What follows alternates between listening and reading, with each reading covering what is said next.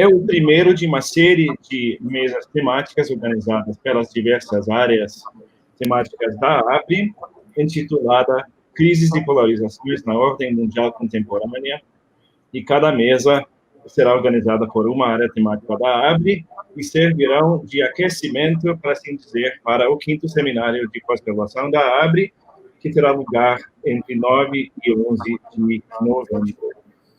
Now I'll switch over to English and begin our event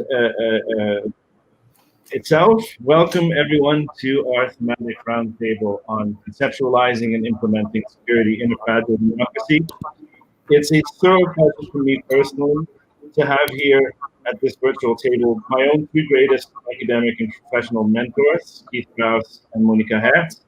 The topic of our roundtable is quite timely. So not only do we live in pressing times for democracy in Brazil and for security in general in Latin America, I'd also like to thank you both for being here at this kind of strange time where we still need to grow accustomed still to the fact, that an academic event is an occasion for which we should probably put on pants as well. So with this settled, I'm just going to introduce our two speakers, and then we'll get right into it straight away. I find here So Keith Krause is Professor of International Relations at the Graduate Institute in Geneva and Director of its Center on Conflict, Development, and Peace Building, CCDP. Until 2016, he was also Program Director of the Small Arms Survey, an internationally recognized research NGO he founded in 2001. Professor Krause obtained his DPhil in International Relations from Balliol College, Oxford University, where he was a Rhodes Scholar. He concentrates on international security and political violence, as well as post-conflict peace building and security governance. He has published Arms in the State with Cambridge University Press and edited or co-edited Critical Security Studies at the University of Minnesota Press, Culture and Security, and Armed Groups in Contemporary Conflicts, as well as dozens of journal articles and book chapters. Monica Hertz is an associate professor at the Pontifical Catholic University of Rio de Janeiro.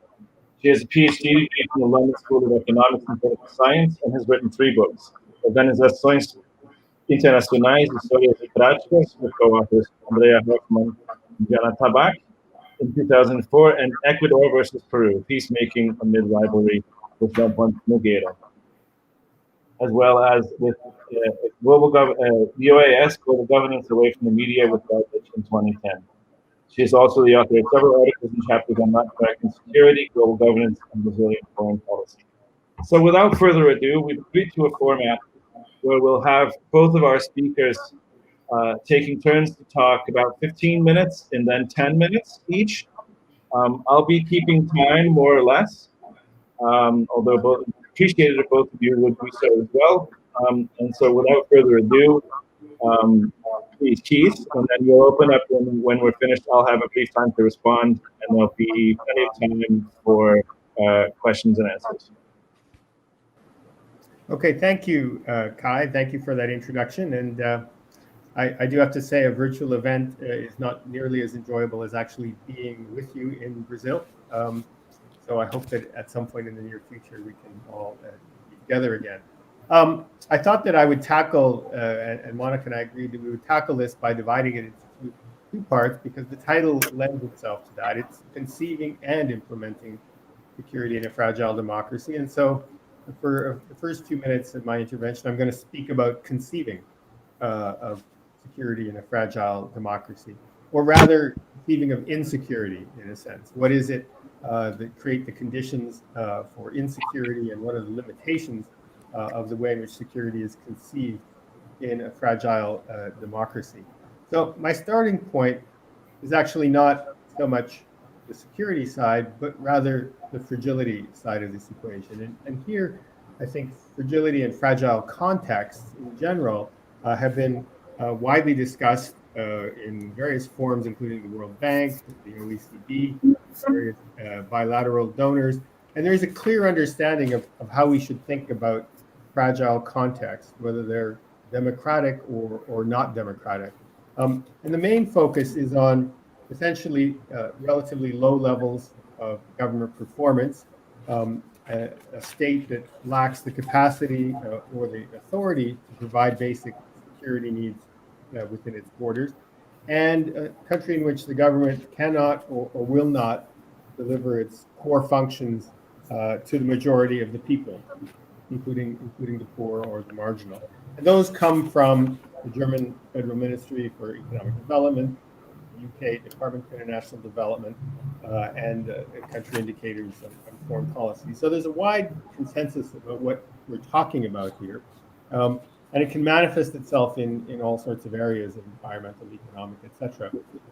But I want to zoom in here on this issue of core functions of the state, of which there are really three: providing security, providing the basis for welfare, that is to say, conditions for economic life, trade, commerce, growth, and well-being, and representation, which doesn't necessarily have to be purely democratic representation, but some form of representation that captures the mass of the population and its citizens. So when we think about it that way, democracies can be fragile, autocracies can be fragile, any country can, in different sorts of ways, be fragile. So what does it mean when we think about security then, more specifically? I think there's actually three ways of, or three dimensions to conceiving of insecurity in a fragile context. And I'm going to use them to start conceptual part and then return to them for the institutional part of this. But basically, the first element is that in a fragile context, democratic or otherwise, the institutions that are designed to provide internal and external and all sorts of security are weakly embedded and weakly separated. And I'm going to explain a bit later what I mean by that.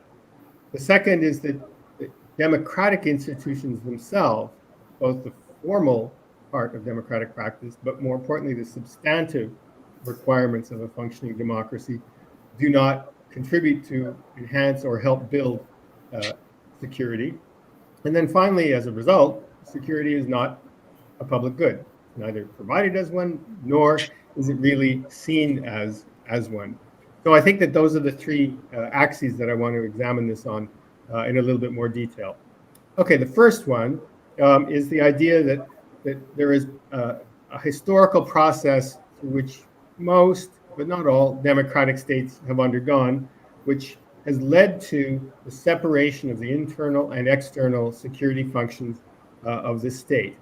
Now, this, of course, is accompanied by the rise of modern policing, the outward orientation of the armed forces, the shift from war ministries to ministries of defense and national security, and more importantly for this, essentially the demilitarization of the internal or domestic or public order or policing function of the state.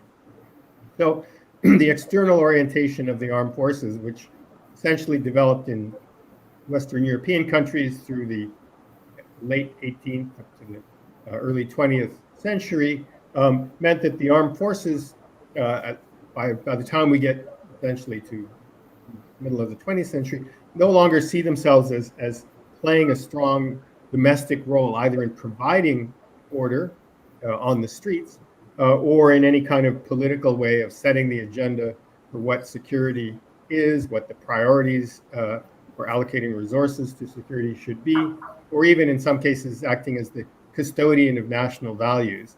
Now, of course, this takes place at different times and in different contexts. And one of my favorite anecdotes was an early seminar after the collapse of the Berlin Wall and attempts to bring together members of the armed forces from both East and West, the Spanish, the Dutch, the Scandinavians, the Poles, the Czechs, and others. And the first day, of course, there was a sharp divide between the Western and the Eastern perspectives. And then later, as the discussion went on, it was clear that there were some very different understandings even within Western European states. So the Spanish officers, who did have, shall we say, a legacy that they were coping with from the Frankist era, this was in the early 1990s, saw themselves and explicitly understood that they were the custodians of national values in some important ways. Whereas the Dutch we're talking about unionization of the soldiers and creation of unions in the army. So there are many pathways to this, and the historical path dependence can leave all sorts of quite significant traces in how the armed forces views its role in society and in domestic affairs, more specifically, not just socially. And we can think about this, most authors, people from Alfred Vachs on forward in the 1950s, have put this under the loose heading of the study of militarism and the way in which different countries in Europe responded to the shifting relationship between army, state, and society. And this, of course, I don't think I'm going to go into that in any detail now, but I would say that it's a theme that resonates in many countries today, including countries that perhaps we want to call fragile democracies or not. One of the most prominent interventions in this regard is from a former American officer, a colonel and a Vietnam War veteran, and also professor emeritus of international relations, Andrew Becevich, who published a book in 2005 on the new American militarism, where he pointed out that there was a sort of fusion of a utopian idea across the left and the right in the United States at that time, a belief in the universality of American values and in the particular effectiveness of the use of force. And that was, to him, a fatal form of hubris that led to various overseas adventures. So he was focusing on the external dimension of this, but I think you can also look at some of the internal aspects of this. So my second element, which is to look at the internal element, is the so-called problem of fragile democracies. And here I would say that institutions in all democracies, as we have learned, are subject to all sorts of forms of disruption. These can be disruptions from inside, disruptions from outside, disruptions from social cleavages that emerge, and deep-rooted fractures. Of course, this can take place in the context of a veneer of formal democracy, where you have electoral competition, political parties, regular elections, and a marginally or perhaps entirely independent media, but not necessarily one that exists in a common public space. You can have the media echo chambers, as we see in the United States now. But on the substantive side, what creates the fragility or the fragile democracy and what its implications are for security is that you can have essentially relatively weak rule of law, which is a key feature and key function for this. You can have few institutional checks and balances, and this can occur not just between armed forces and other ministries such as finance or treasury, but also between interior ministries or home offices responsible for policing, and other ministries such as those that occupy themselves with social welfare and other approaches to solving the problem of public order.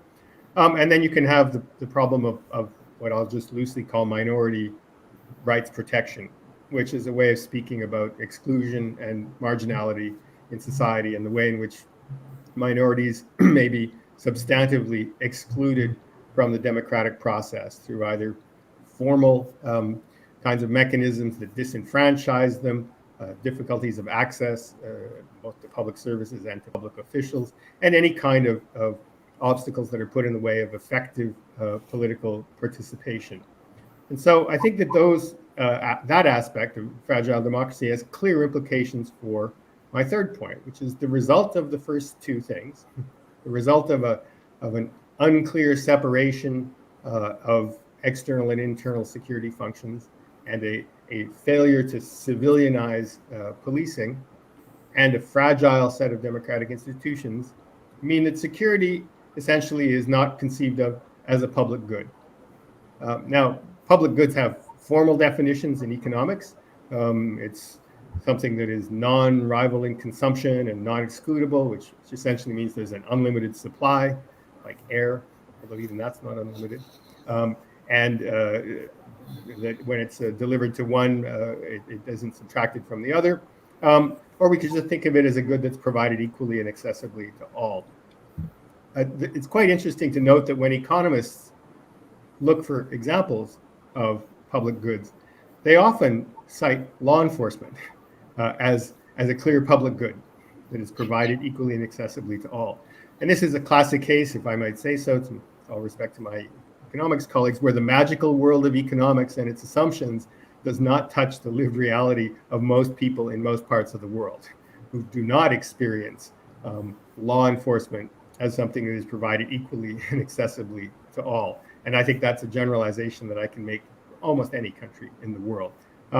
So one result here is that security is, when it's not provided as a public good in this magical theoretical way of economists, is that it's either provided to particular segments of the population, and these exclusions can be spatial, geographic, that is to say, they can be demographic, they can be socioeconomic, or they can cut on all sorts of other social cleavages.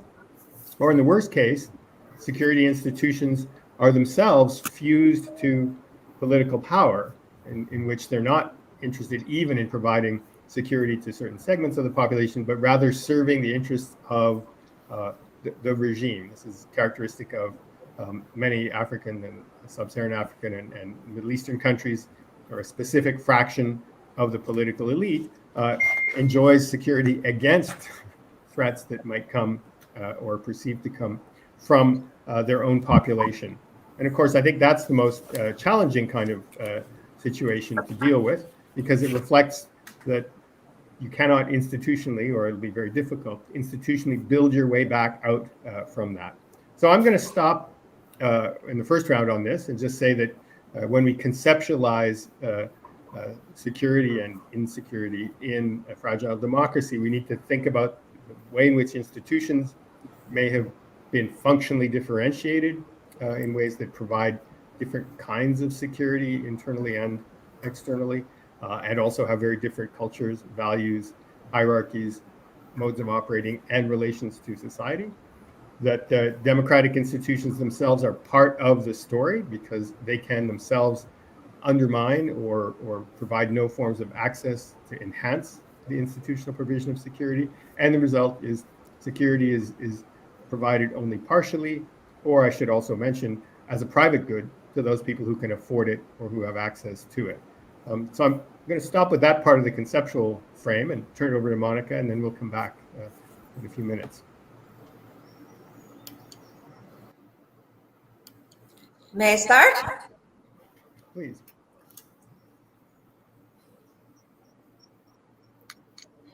Okay, so I want to focus. Can you hear me properly? I want to focus on the relation between democracy and violence, more specifically. And I want to be asking the question on whether international security and what we've been studying for the last decades on international security can say something to us regarding the current crisis of democracy. And I won't say anything about Brazil initially and leave that to my second intervention. So, of course, we're going through this long period of discussion of the crisis of democracy. To use Chile's terminology, de-democratization is a process very much discussed currently. Free speech, fair elections, freedom of association, inclusive citizenship are all seen and somehow in jeopardy in many parts of the world.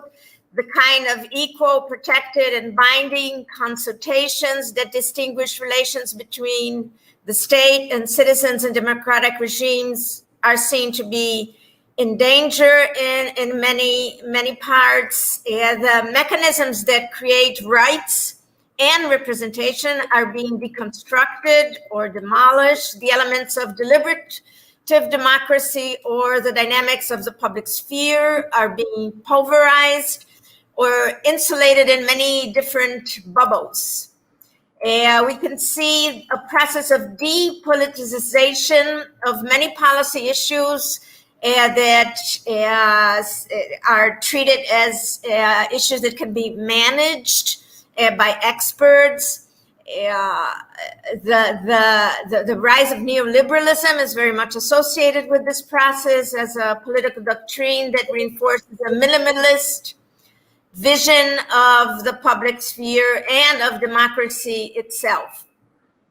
The submission of the plurality of political ideas to the so-called unique thinking governed by inexorable laws of the economic market, the weakening of the citizens' ability to participate, to consent or dissent.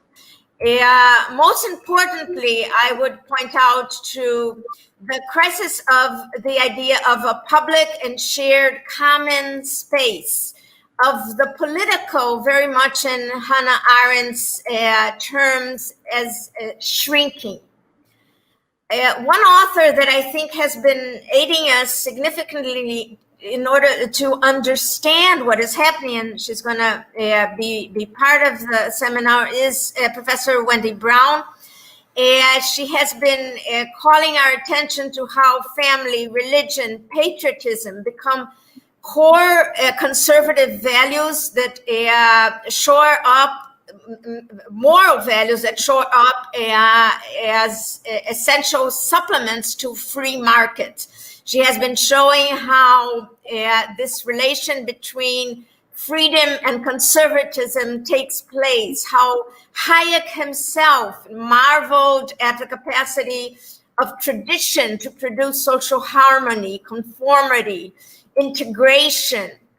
The family should, in this view, be shielded from state impingement and the democratic norm. The idea to reclaim democratically organized society with norms and codes of conduct derived from the market or from moral traditions.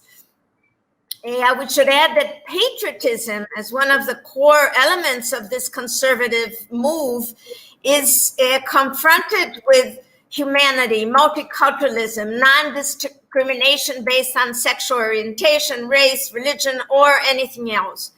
The discourse of returning to an idea of a homogeneous community that may be faced by enemies that need to be eliminated.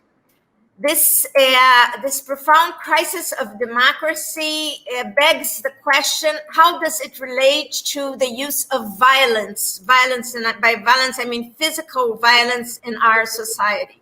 Of course, it pertains to a number of other subjects, but I'm interested in the relation between democracy and violence, as they are profoundly interdependent. Democratic experience allow for the administration, resolution, and transformation of conflict in non-violent manners, creating norms, forums, forms of representation that tackle these forms of conflict in a non-violent way. Democracy presupposes a political process in contrast to the resort to violence, to the silence of violence, again, to quote Hannah Arendt. And of course, democratic politics can also mobilize violence, and everyday practices of violence by the state live side by democracy, as we well know. The continued presence of violent practices in democratic societies, such as criminality in Latin America or anti-Muslim attacks in India, is well documented.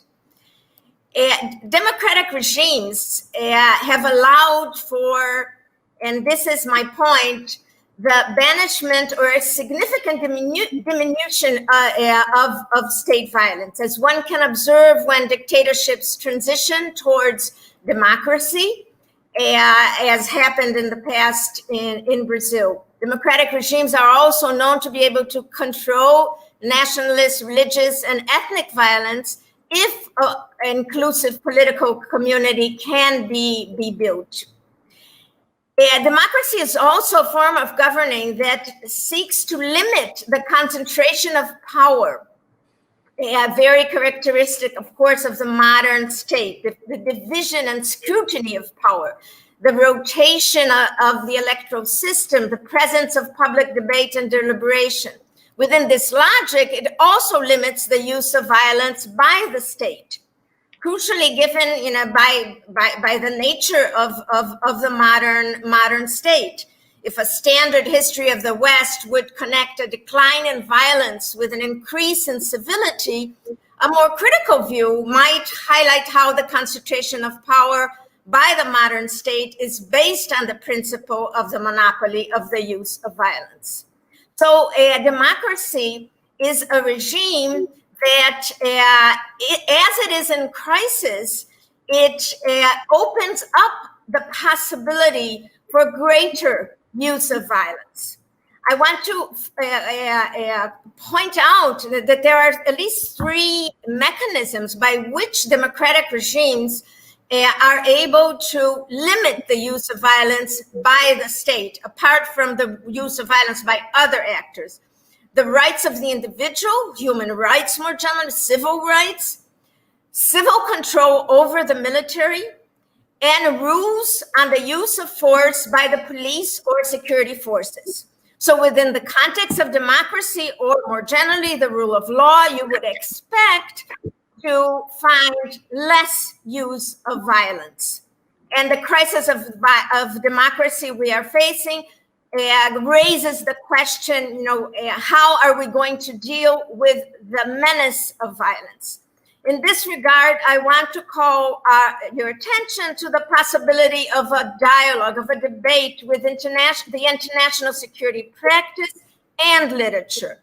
Concepts within international security, the knowledge that we have produced, have established a focus on the nexus between violence and threat. And my proposition is that this nexus between violence and threat, how to resist it, how to deal with it, how to build institutions that answer the strength of this nexus, is a contribution that international security can bring to bear on our discussion of the crisis of democracy and dissemination of violence in our modern society. We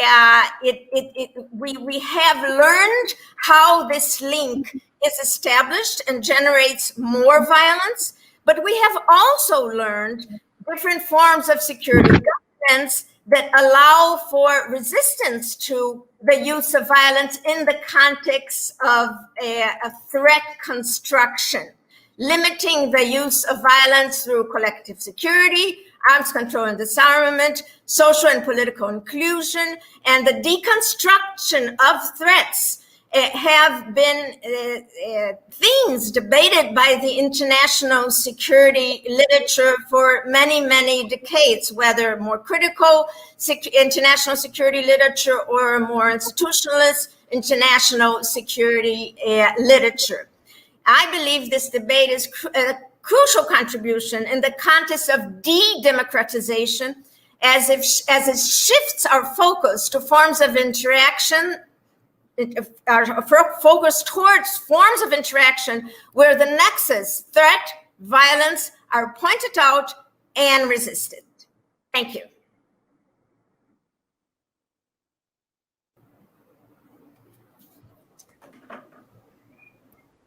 Okay, thank you. Well, interestingly, we both converge on the theme of democracy and its discontents. So I wanted to start my second intervention with one kind of pessimistic cautionary note, and that is it's possible to imagine states and societies getting caught in what we can call an insecurity trap. And this is something we need to reflect very deeply on, where essentially large-scale contestation and an inability to provide public order and safety exists, where there's significant and persistent state repression and violence, and corrupt and ineffective and absent or predatory policing, and an inability of the state to effectively exercise its sort of Weberian monopoly on the use of force in a pacific way. So I'm going to come back to that, and just as a sort of cautionary note, say we ought not to be teleological and assume that things are somehow going to resolve themselves. Because as Monica, I think, correctly points out here, we are in a phase of de-democratization in some respects, and that is at the heart of the relationship between state, security, society, and violence. And so I'll pick up the violence theme. But let me start with an author who's not cited in security studies very frequently, but I think is highly relevant here as a way of asking how did we get to this situation? And this situation is not unique to Brazil. Monica will perhaps speak a little bit about that, but I think you can see it in East Central Europe. You can see it in the Philippines. You can find it in parts of sub-Saharan Africa, such as Nigeria, Egypt. You can find it in a lot of places. The list is too long. But how did we get here? Well, Karl Polanyi starts in the 19th century by saying, what you had emerging in the 19th century as a response to the radical transformations of the Industrial Revolution was first you had the emergence of civil society and its kind of all of its associational richness. That was actually created in response to the ravages of economic transformation and to make claims on the state. So he thinks about this as a sort of triangle between economy, state, and society. And he speaks of the embeddedness of the economy that serves both functionally to provide a revenue base for the state that moves away from very simple forms of extraction and more sophisticated forms of taxation, which become in many places, the early part of the 20th century at least, relatively more fair, and a state that responds to the needs of society in a somewhat holistic fashion, whether it's the creation of welfare safety nets of a most basic part. And of course, Bismarck, the great German conservative, is one of the first that promotes simple pension plans and relief, because he sees this as a way of shoring up the legitimacy and loyalty to the state in that sense. So this isn't necessarily a radical agenda.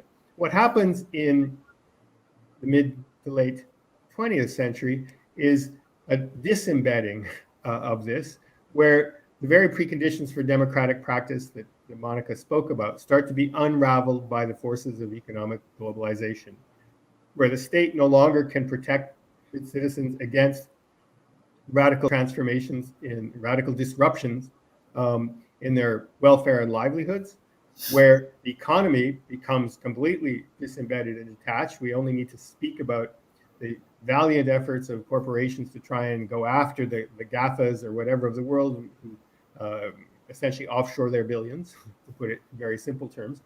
So the state has a fiscal crisis that renders it less able to respond to the needs of the population, and those needs are greater in some respects. So that, I think, is part of the story, and it must be told in the security studies of what the sort of the crisis of security in a fragile democracy is. The other part here is, and I didn't speak of this in the beginning, was that, of course, the idea that a basic bedrock of security from violence or freedom from fear is a precondition for democratic political life, and in fact for economic life as we understand it. Security of contract requires that the possibility of extortion, theft, predation, and everyday criminality is removed.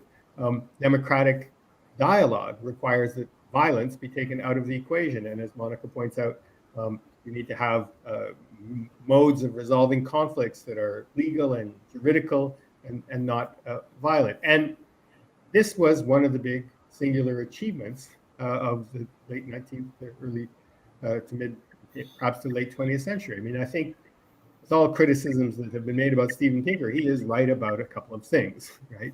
And one of them is that the world became a lot safer for a lot more people in a lot more places as a result of this process.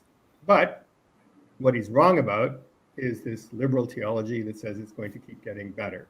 And I think the reason he's wrong for that is because he's a liberal with no economics or no political economy. And I emphasize the political side of this because I think that thinking about what the foundations of the relationship between state, economy, and society, and security, violence, and the state, thinking about those relationships requires that we take on board some of the very serious issues about how people gain their livelihoods what kind of marginalization, what are the sources of marginalization and exclusion, how much of these are deliberate, inadvertent, or the consequence of large-scale structural transformations that nobody wants to do anything about. So let me just zone in on a couple of small things, because I think Monica has mentioned 2 or 3 of them here very clearly.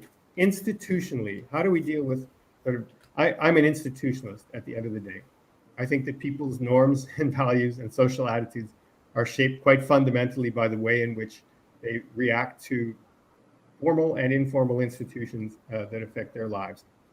In this particular case, we have a lot of understanding about what the varieties of, let's call it, provision of public order might be, what the different forms of policing there are. And we know that some of them are on particular tracks towards what in the United States is currently called militarized policing, where specialized units in inner cities that deploy against riots look a lot like a military intervention. We also know that in other contexts, more community-based forms of policing and ending of very formal repressive police practices have been put in place. I think the balance sheet is going in the wrong direction now if we try and add up these transformations. But there is a set of, just as we speak of civil-military relations, there is kind of a set of civil and public order relations that encompasses not just, of course, the police as a sort of pointed edge of what is essentially a criminal justice system. So it's all about access to the courts, to fair trials, to hearings, to lawyers, to representation. It goes all the way up the chain, not just from the basic interaction. And when you don't have those, and people know that they don't have them, then what is their basis for being remotely loyal to the state's so-called Bavarian monopoly on the legitimate use of force? Why should they respect it? And I think we need to understand that before we, as Monica has pointed out, before we start pointing fingers at what the sources of threat are and identifying marginal and excluded as, you didn't say this, but enemies that need to be eliminated, internal enemies that need to be eliminated, either forcefully or simply excluded and occluded from social discourse. Because this process of exclusion and rendering invisible is, of course, going to come back in some sort of dialectical way, form the roots of unrest and rebellion. I think there is, on the external side of this, and I can sort of end on this point, there are a set of very clear understandings about the appropriate nature of institutional oversight of the armed forces, both in terms of the parliamentary and formal and budgetary and financial oversight of their core mission, which is external security of the state, but also the more subtle forms of oversight that are associated with civilian participation in major decision-making processes. I said when we earlier discussed this that I wasn't going to resist the example of Switzerland, where we recently had a vote, a national referendum, on whether or not to buy new fighter planes. It passed by 50.1%. And in good Swiss fashion, that means that although there was a victorious side, they recognize that whatever actual decisions are taken are going to have to accommodate a huge number of people who did not support the decision. Now, I can't think of another country where you actually get to vote on whether or not to buy major military equipment, but that is a form of civilian oversight that is democratic in its most pure form. There are many other forms that go away from that, and many Western European and other OECD countries have put in place the kind of exchanges and mechanisms by which there is a form of participation and expertise that is not monopolized either technocratically or by sort of the experts in entrepreneurs of violence, as we could call them, people who monopolize the ability to use force in our societies. And creating an opening for that, whether it's through formal institutionalized structures or mechanisms, consultative processes, regular oversight, et cetera, et cetera. These are all on the menu. And then one of the offices just down the street from me in a building, the Geneva Center on Democratic Control of Armed Forces, actually invests most of its energy in promoting good practices and how to encourage this kind of healthy relationship between this particular set of institutions of the security sector and states and societies. So they, I think, would end it on an optimistic note, would say that there is much to be done, but there are models of emulation and learning that can be followed out there. So I've kept it reasonably abstract with a few examples, but I'm sure we'll get some in the discussion. I'm going to toss it back to Monica.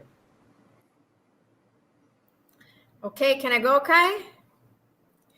Okay, so I'm going to try to bring these discussions to the reality of Brazil today. I think that both in terms of de-democratization and in terms of the fragility of democratic institutions more broadly, I think Brazil is an important example. And of course, there's a project that is very clear in its course to de-democratize the country. The three forms of explicit control of the use of violence by the state are all being dismantled: the rights of the individual, the civil control over the military, and the rules on the use of force by the police. It is a coincidence that the annual report on public security, which is published in Brazil, was published today or yesterday. The numbers just came out. And the increase in violence in the country is quite amazing, particularly the increase of police violence, particularly regarding the Black population, young Black population of the country. Another point that should be raised that is not directly related to the use of violence by the state is the increase in the number of guns in circulation in the country. And of course, this is a direct result of the changes in the laws that were implemented by the Bolsonaro government. Just to take one example, a person that could own 16 rifles and semi-automatic assault rifles now can own 60, which is, I think, a significant increase. I hope Keith agrees with me, since he's the specialist on the subject.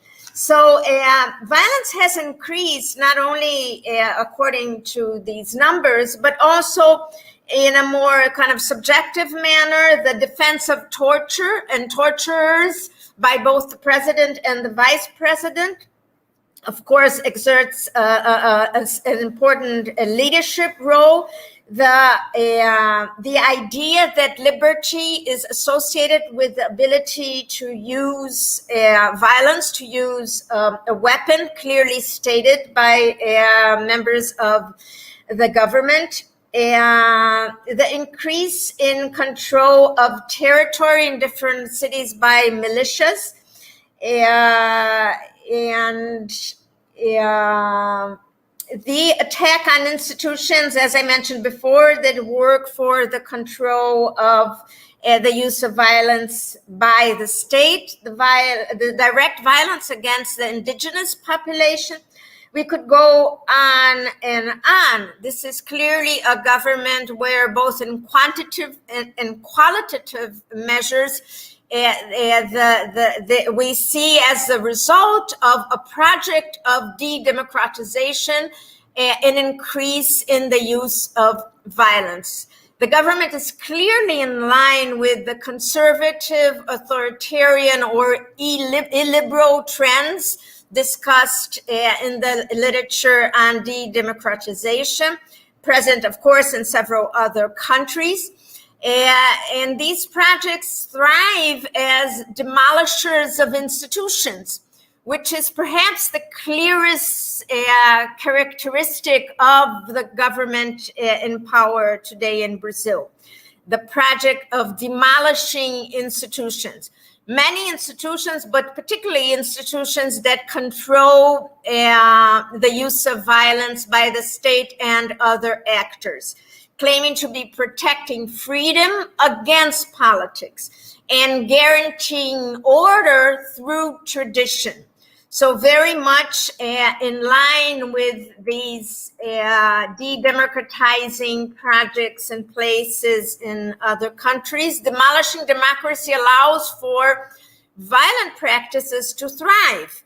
As we can see in an analysis of the current situation. And I would like to also point out to the fact that this idea that the sphere to be protected is the family. The family is very much in focus by the current, the traditional family, by the current Brazilian government. It became very much the center of our foreign policy, the defense of the traditional family. And the family is the sphere of peace and cooperation. So other spheres of interaction may become more susceptible to violence. The possibility of persuasively exchanging opinions and arguments, which of course is a characteristic of a robust democracy, is substituted by this mute violence, which can be static or violence that kills and maims very clearly. So the current situation in Brazil, I think, demands that we, among other things, revisit the relation between threat and violence. The number of threats that are being constructed and emphasized by the discourse of the current government, and how they impact on not security, but the increase in the use of violence by the state and other actors. Thank you.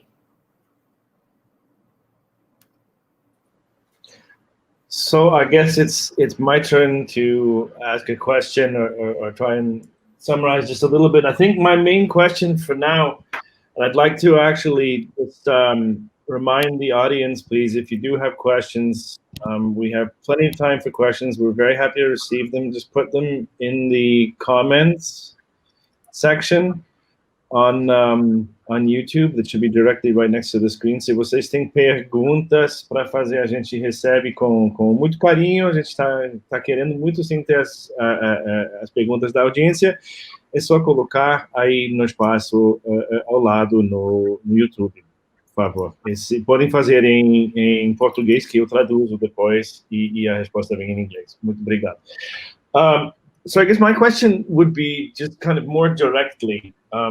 We have this kind of tradition, or kind of the mainstream way of looking at civil-military relations or civilian control as institution-based, right? And so, but what we're seeing now is we're not seeing sort of tanks in front of Parliament anymore. It's not going to be work. It's much more of a creeping process, and as we see in Brazil, it's kind of a process by invitation, right? We have 6,000 military officers retired or active service in discretionary jobs in the federal executive, and more military uniformed ministers than we did during the military dictatorship at this time, right? So subjacent to this whole idea of sort of an institutional approach to civil military relations, or even, you know, the very useful part that Monica has brought in about the use of force, is this kind of discursive struggle for defining security or even this kind of civilian control relationship. So my question would be sort of, we in Brazil right now, we're clearly in a situation where we have a government that's cutting minority protections, cutting democratic protections, and is militarizing by invitation. And we have a situation in Brazil as well where we're still, after 30 or 40 years of having IR programs here, with people who have devoted their careers to it and had extensive work on the subject, there's still kind of a discourse coming from certain sectors that, well, civilians don't have competence to do security policy, right? And I think we can clearly see that there's, that's not in touch with reality anymore. But there is certainly kind of a battle on for kind of ownership and control, if you will, of the security vocabulary in Brazil between the democratic civilian academic model and one that's more tied to the armed forces. My question to you then, to both of you, would be sort of in this context we have here, how do we as security academics, looking both at it as a concept, right, and a kind of our epistemic rewards as academics, but also looking at the policy relevance of our work and how we formulate something that can contribute in the real world, how do we contribute to there being a security concept in effect in this kind of a context that we have here now that does away with these marginalizations, that is more inclusive? You know, how do we try and ensure our own policy effect in that sense? Monica, do you want to go first? Yeah, sure. I think that is very important, Kai. I think we have gone through, and I have really taken part in this with a lot of passion, I would say, in a dialogue about security, international security, but also public security, but more importantly, even a dialogue with the military. I believe, and I will continue to believe, that the construction of security policies, of ideas about security, of a public sphere of debate about security that includes civilians and the military is absolutely crucial. I think that the insulation of the military or the insulation of civilian security specialists is a very, very bad idea. So I'm all for this this dialogue, and we will only be able to show that we civilians, academics, are competent in our propositions in the context of contributing to public policy, to building what Keith called our attention to public goods, to think of security in terms of public goods, in dialogue with the security forces. Of course, there is a discussion that we can also take part in, which is how militarized do we want our society to be? And that does not pertain only to the role of the military in terms of security policies, both international and domestic, but also in terms of the forms of interaction and education and culture that have been, that we see, and in religion also, tendencies towards militarization, which, again, have to be discussed with the military. Okay, this is a big agenda, right?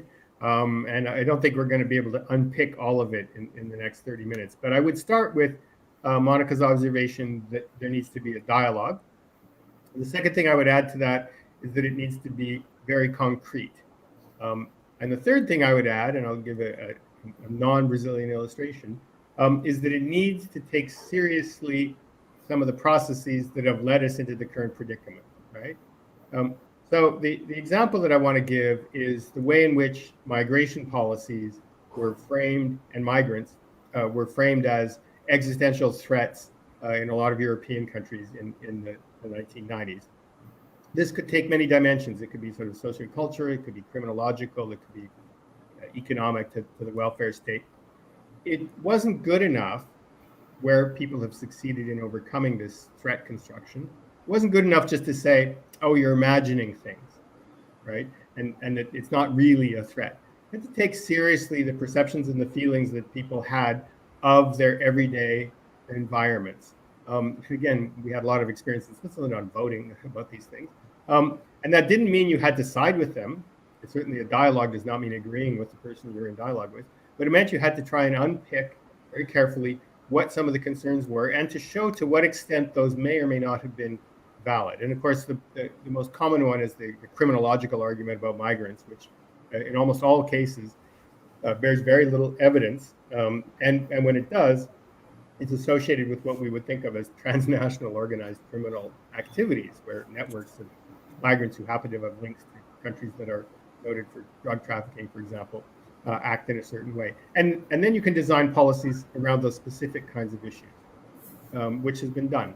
And in cities like Geneva, you can have an amnesty on illegal migrants and give them papers, which has been done in many other countries, because the recognition was, by the way, most of these were domestic workers propping up the economy and working in private households and so on. They weren't individuals. And so it was by presenting what it was that the nature of the problem was that allowed them to come up with specific solutions. So how you can do that in a situation of really heightened violence is a very much larger challenge, right? And I recognize that. And having only been to Brazil 3 or 4 times, I do get a sense of the way in which this impacts people's daily lives. The second thing I want to say at this point is that, I claim to be an institutionalist, but I'm going to say that there is a strong, institutions shape people's norms and attitudes, and there's a strong sort of normative dimension to this. So when Monica refers to issues such as military education or education about the military for the rest of the people, I think that's very important. And the societies in which the armed forces have been essentially completely cut off and isolated from or disembedded from society are the ones that are most susceptible to this massive gap in understanding about roles and functions and expectations. Shall we say, a misguided and inflated understanding of their competence and ability to solve problems. Why is it that people think officers are the right people to run things? I mean, this is the same argument that we played in many European countries when we said, well, we should get a corporate executive to run our test and trace system for COVID-19. Let's not use the National Health Service, which exists and functions. Let's set up some private thing and give a contract to a bunch of consultancy companies. This is what happened in the UK, and look where it's getting them, right? It's not obvious that you should turn to unsuited institutions as the solution. So why is it that people think that? This is not a question I have an answer to in the Brazilian context, but it is a definite puzzle. Sort of the idea that military or strong men can, in some respect, solve all sorts of problems in society, not just ones that are associated with security. Great, thank you very much. We have 2 questions here from the audience so far. First, Christina Hinz is asking, I'm going to translate this question.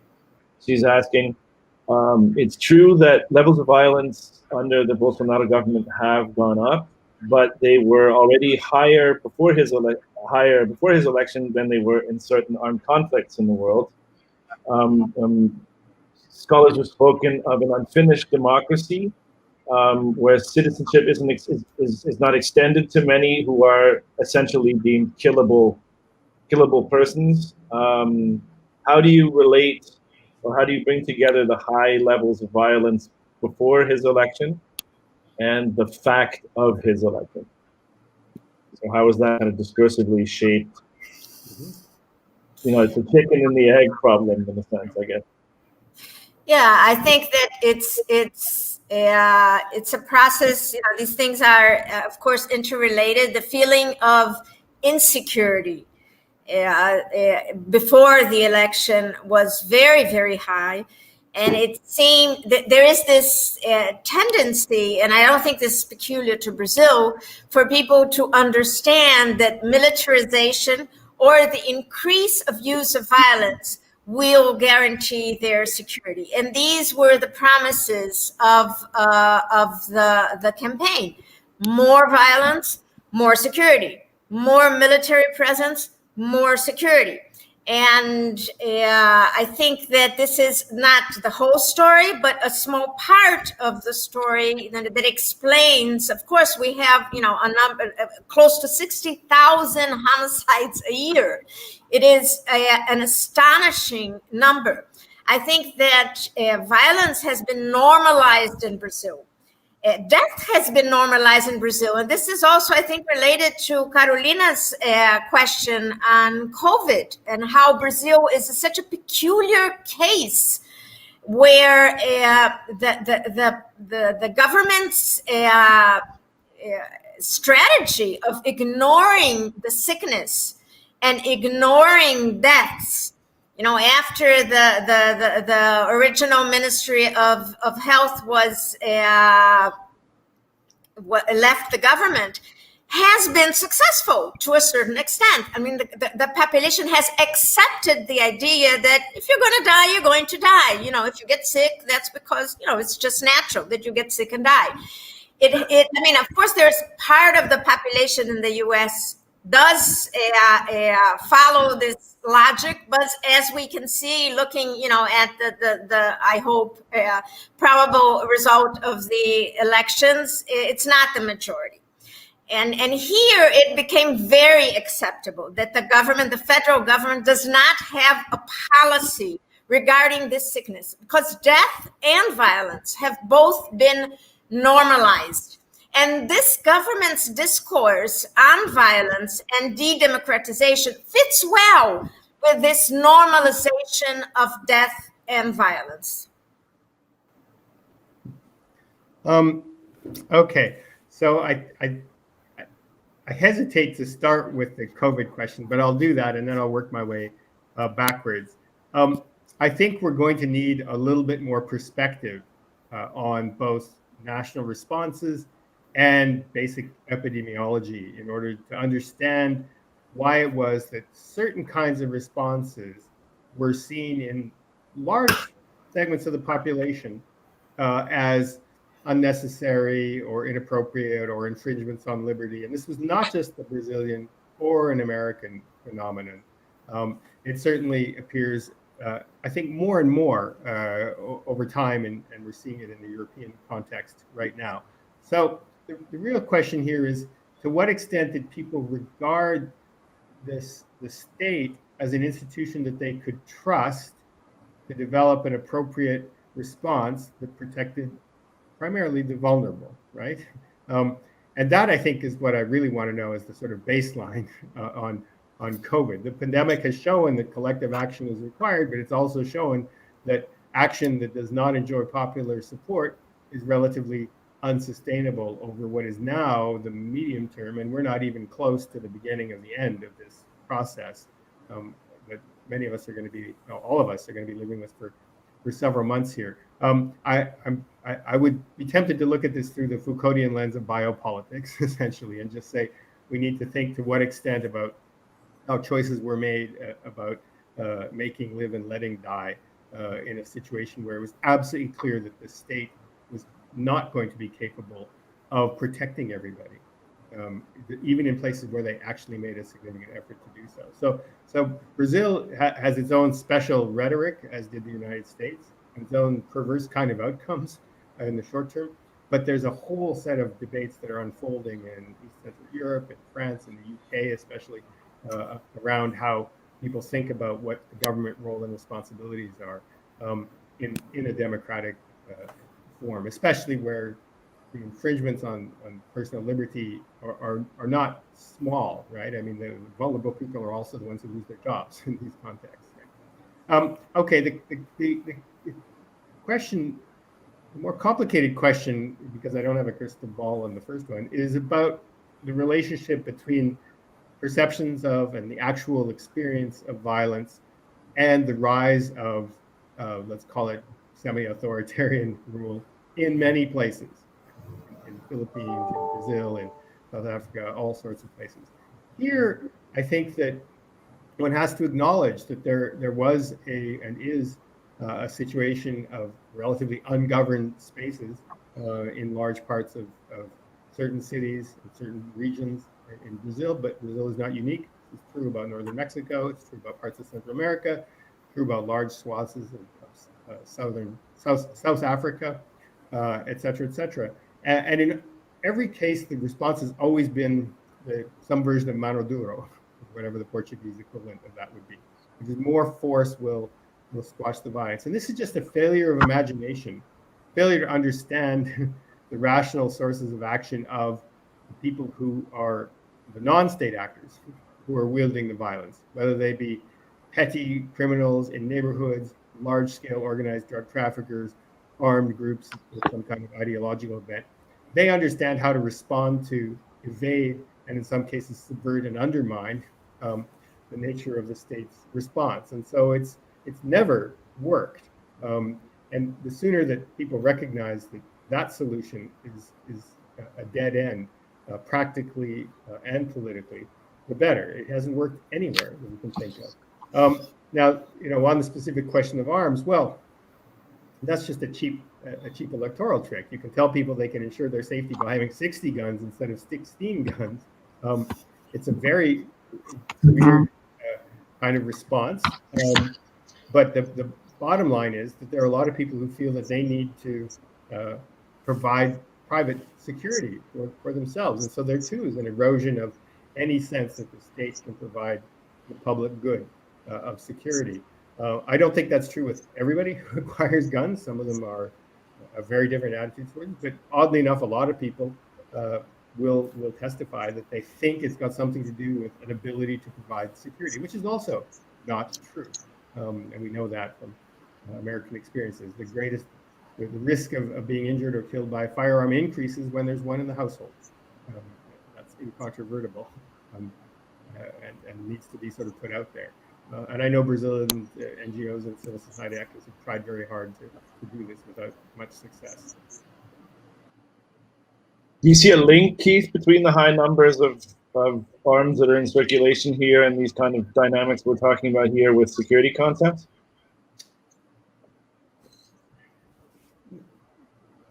I don't know. Let me think about that. I think Rodrigo might come out with another question on that too. All right, so if we've got two questions here that are not 100% related to the topic of the roundtable, but I see no problem in tackling them. So I guess Lucas Tierra Rodriguez asked the question: how do you see the future of multilateralism in times of human rights regression?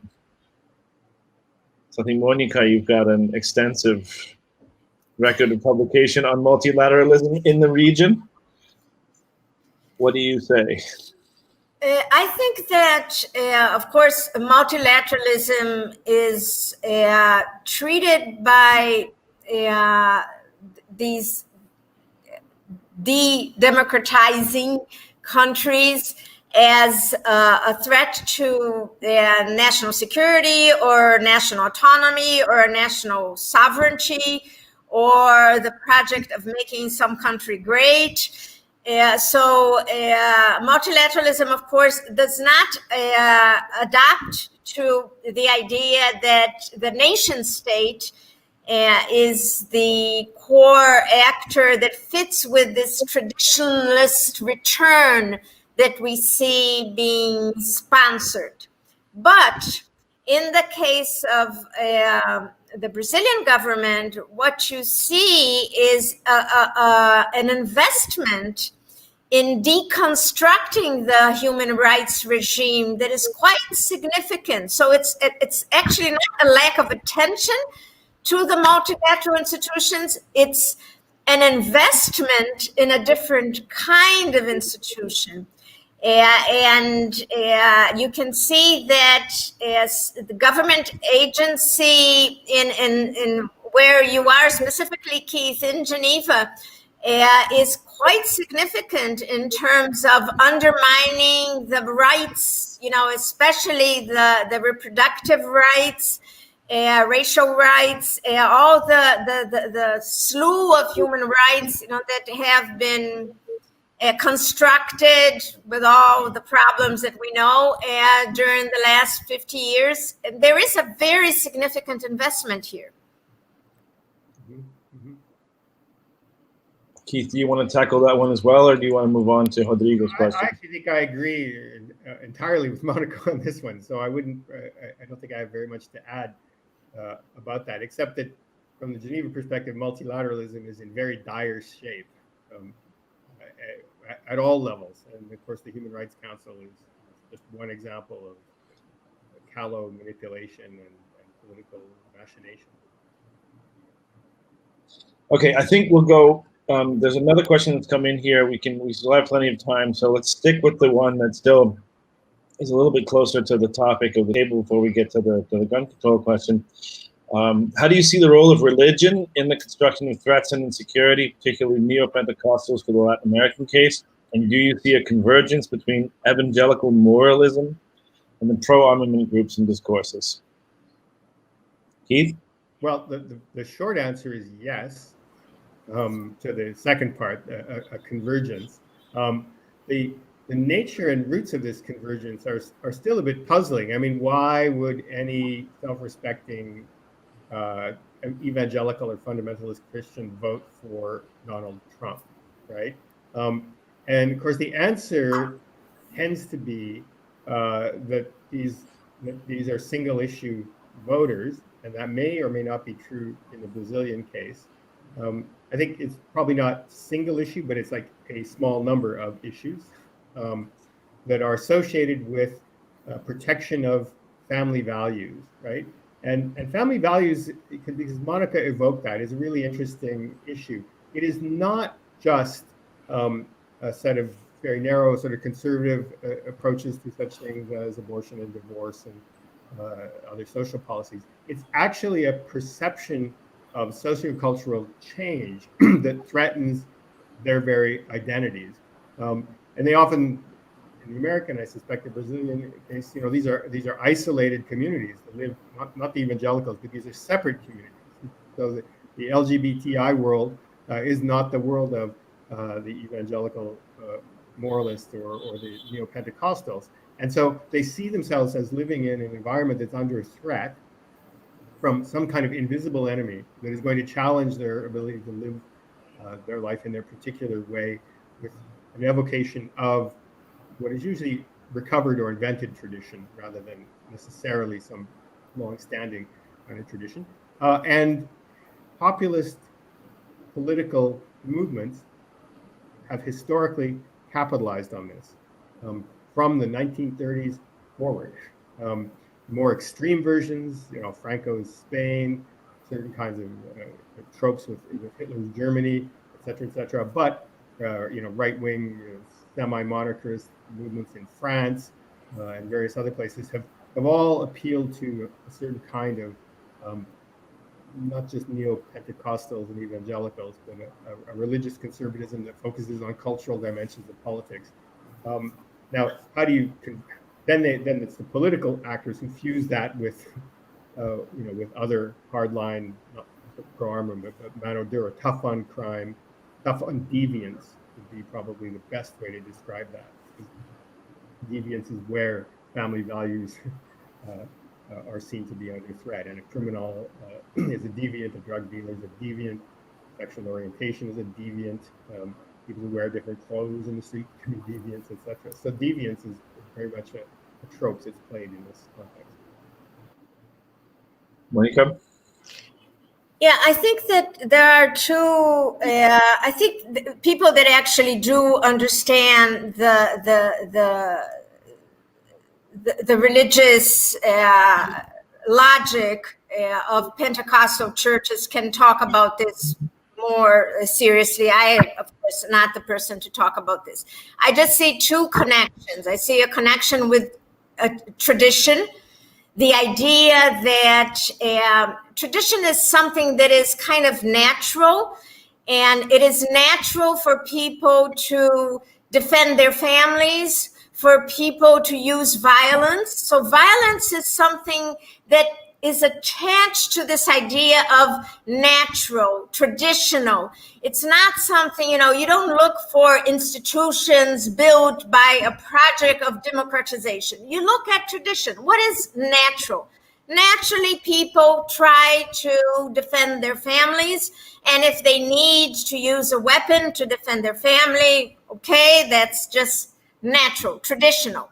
So I think it's an attachment that we can understand if we contrast the idea of a traditional view of society with a view of society more in line with rationalism, more in line with agency and intervention and emancipation as a project. It's the idea that society is as it is, not the same way we die when we need to die. There's no agency here. And we accept it. And we need to defend ourselves because this is the traditional thing to do. And then there's also the connection between weapons, and I think that this is stronger in the States than in Brazil, and liberty. The idea that, individual liberty is connected with the individual right to bear arms. So these two connections are very clearly established, and they are related to what I was talking to initially about this nexus between the threat to my family, to my traditional way of life, to my stability, to what is natural. A heterosexual family is natural. So a threat to all these things and the possibility of the use of violence. I don't know if anyone wants to hear from me on this one, but I'm going to very briefly abuse my position and just add one thing to that, which is I think there's also a specific connection there where there's an overlap between some traditional conceptions of masculinity as well, right? And that both in terms of gun ownership and kind of some of the evangelical sort of conceptions of family and power within the family. And I think that that point of overlap is very closely intertwined, both with sort of Bolsonaro's personal origins and with some of the places in the country that he has his strongest support, you know. So let's get to Rodrigo's question on gun control. What are some of the most common and effective strategies adopted by groups promoting a loosening of gun laws, and what could be effective strategies to prevent this from happening? Fear and freedom. Those are the two strategies that they most often adopt in at least all the contexts that I'm familiar with. And I don't know which one necessarily plays a bigger role in the Brazilian context. In other cases, it's Canada was the freedom argument more than the fear argument. In the US, it's definitely fear, and it's highly racially tinged, et cetera, et cetera. So that would be a very simple, but I think deep answer. There's a lot that goes behind that. A strategy should be simple. That's why it works, right? What could be effective strategies to prevent this from happening? Well, you know, this is where academic research has shown its limits, right? There is a small but relatively sophisticated community of researchers that have consistently attempted to show in the United States and elsewhere what the ineffectiveness is of guns, what the relationship is between numbers of guns and levels of violence, where in the US it appears to go up, how it doesn't provide personal security, how it has a negative impact on sexual and gender-based violence and intimate partner violence in the household. All of these things we know all of these things, right? But they don't fit very nice sound bites, and they don't have sort of mobilized resources of what we could politely call the sort of industrial lobby behind them, because in some cases there are specific interests that benefit from this. Not in all cases, by the way, strangely enough. Many American gun companies have gone bankrupt, but others have done rather well from this. So I think the strategies, ask Viva Rio what works, and people who have tried very hard to campaign against this. It tends not to be, has not to work very well, except in countries where there is already no real strong understanding of why people should have guns or certain kinds of guns in order to protect themselves. So after large-scale massacres, Australia managed to get rid of most firearms in the country. The English have done the same. A few other countries, I believe New Zealand, brought in place more dramatic laws after the more recent massacre. And so these things can happen. They require catalytic and tragic events. And if you have high levels of everyday violence, there's no such thing as a catalytic event, because every day looks equally bad. Monica, you want to?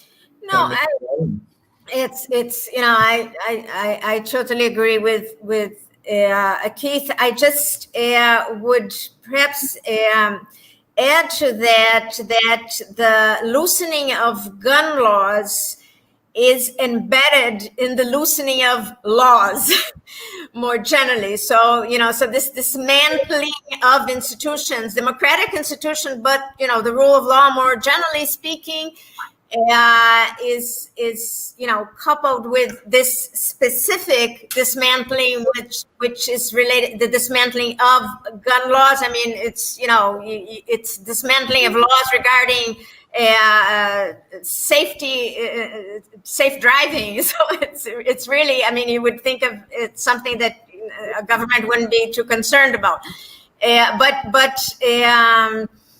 So this is broader, really, and in terms of preventing this from happening, I would answer democracy, and democracy. Great. I'm going to ask just one last question. I think we have time. We've got about 10 minutes, and so we have time for one last question.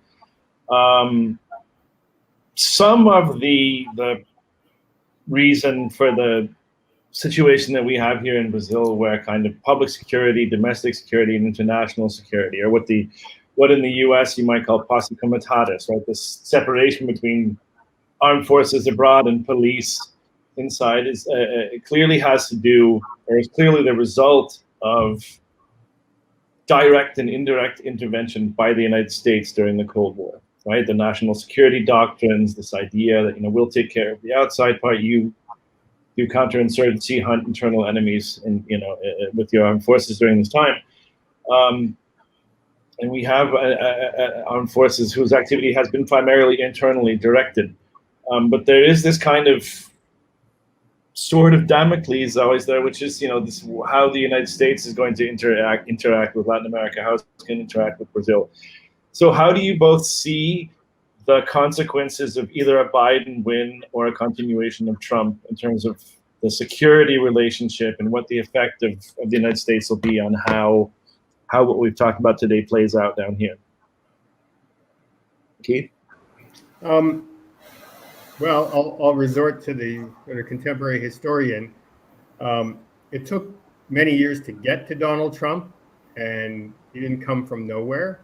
It's going to take more than one election cycle, even of a Joe Biden, to reverse that, the general trends. So what we could sort of, at minimum, hope for internationally is at least some delegitimization of the sort of space for populist, violent, and I'm going to say sort of neo-fascist political rhetoric that Donald Trump facilitated, right? I mean, he made it possible to say things that were relatively unthinkable, because if it goes in the United States, it goes anywhere. And this is a very odd paradox that the U.S. still is a kind of, how we say, a beacon.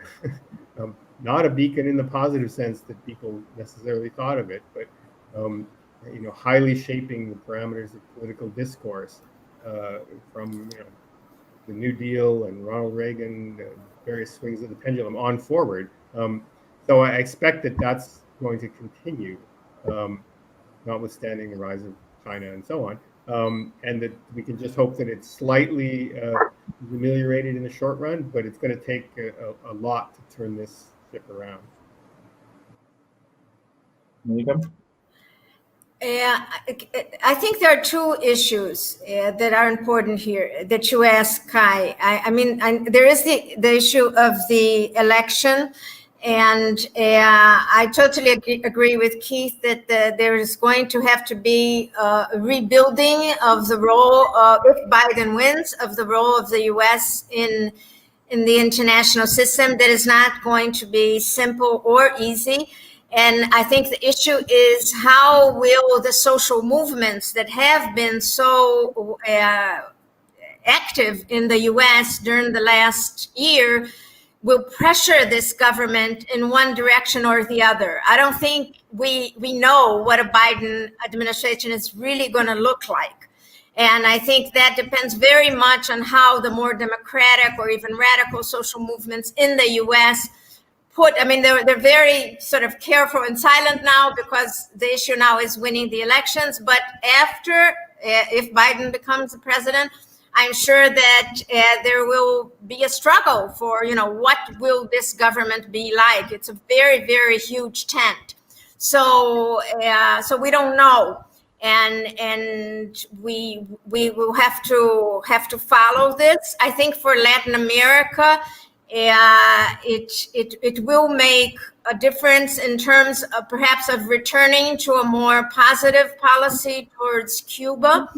and a policy that perhaps incentivizes Latin American countries to come together in building a coalition for the debate, the negotiations of a democratic transition in Venezuela.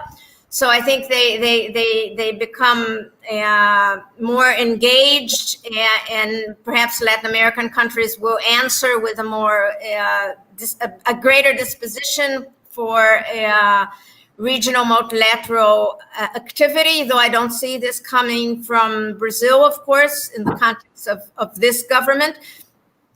I think there is another part to your question, Kai, which pertains to this internal, external role for the military or even the military police in Brazil. This not very, let's say, traditionally Western or democratic separation between internal and external security, or because of the feature of the military police in Brazil, but also because of the role of the military in public security. I think we have to debate this very, very carefully. And my tendency would be to say that just stressing the separation is not enough. We're going to have to discuss more carefully how we allow democratic institutions to control the role of the use of violence by both military police and the military internally much more carefully. And we have to establish a dialogue with them in order to do that. Great. We did now get one last question while I was asking mine from the audience. I think we can run through quite briefly from Pablo Chamon. When speaking about democracy and security, it seems to make a difference to start from the perspective of peace studies, often critical of authoritarian states towards the rule of law, and pacification studies, often critical of the democratic rule of law. What difference do you see in these divergent starting points? And what part might this play in structuring debates on security and democracy today? Let's start with Monica. I don't think that the separation between these traditions is that helpful. Peace studies, pacification studies, security studies. I think that during the last years, the interaction between the different concepts and streams and groups of researchers has been quite significant. And peace studies have had a very, due partly to people like Keith Krause, a significant influence in redesigning what security studies are more generally. So I think that our focus has to be on how to think security in terms of democratic theory, and I'm more interested in that approach. Sure, and I would just add as a final thought that that there has, I agree entirely that the division in particular schools and approaches isn't so helpful, but what is a common thread here is essentially the dissolving of this artificial distinction between so-called international security and issues that concern the domestic provision of security and safety and well-being to populations, whether we think of that as human security or whether we think of it as democratic security, or even now, peace studies, which focuses also on sort of the internal constitution of the state. So erasing that divide has been the sort of red thread throughout this entire conversation as well. It isn't about international security. And that means we have to think very differently about the kinds of institutions that have been designed and instantiated in our societies that live with that divide, in particular armed forces and policing, which is really a distinction that isn't going to get us very far forward, as Monica's response to the last question just pointed out, I think, very effectively. Let me thank you both very, very kindly for coming together here in this thematic roundtable. I think it's been a very useful and fruitful discussion. Thanks very much. I should remind everyone very briefly and in Portuguese que na quinta-feira, dia 22, às 18 horas, haverá a segunda mesa temática da ABRE, na sessão de teoria, com a participação de Onofre dos Santos, Marcela Vecchioni e Ana Carolina Delgado, com a temática Marcadores de Discriminação e Teorização da Política Internacional, reimaginando as relações internacionais. Thank you very much and good night. Bye-bye. Thank you.